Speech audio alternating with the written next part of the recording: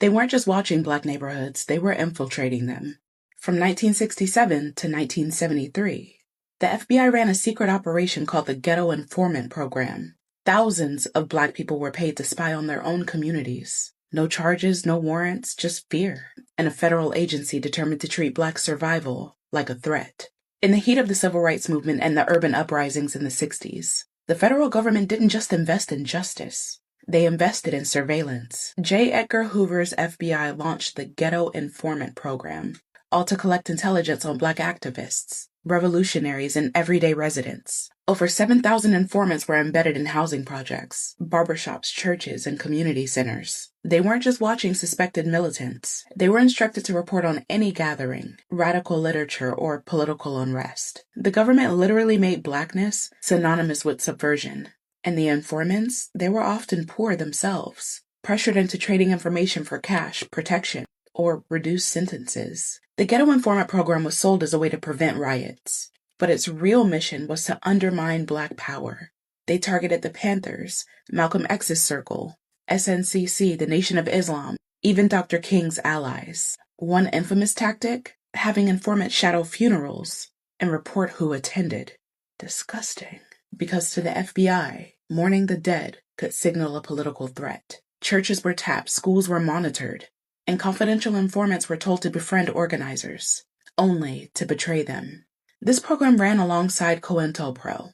They weren't separate, they were part of the same anti-Black machinery. And just like COINTELPRO, the damage that was left behind was devastating. The fallout was deep, communities became suspicious of one another. Movements collapsed under the weight of betrayal. People stopped trusting neighbors, friends, even family, because any one of them might have been an informant.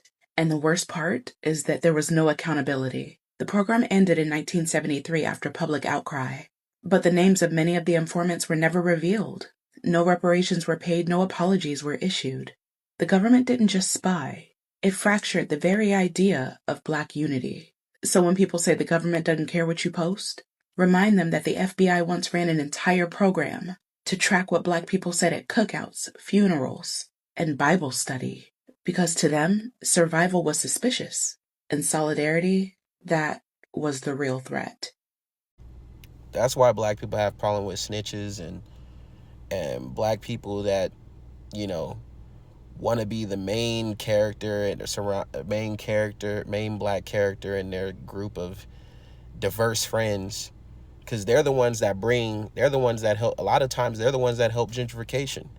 They either try to grow their business or they want their friends to come and hang out. So they invite their white friends, their friends from other races. They come down. They see the area is cheap and they can afford it and all this other shit. And then they start mobilizing and moving y'all niggas out. Or you got those people that are in interracial relationships and they bring their white counterpart down because they want them to grow up in a Black neighborhood, but without just weird situations. Like you want your husband and you to be in a Black comfortable situation, but you don't want a Black family. It's weird. I don't know.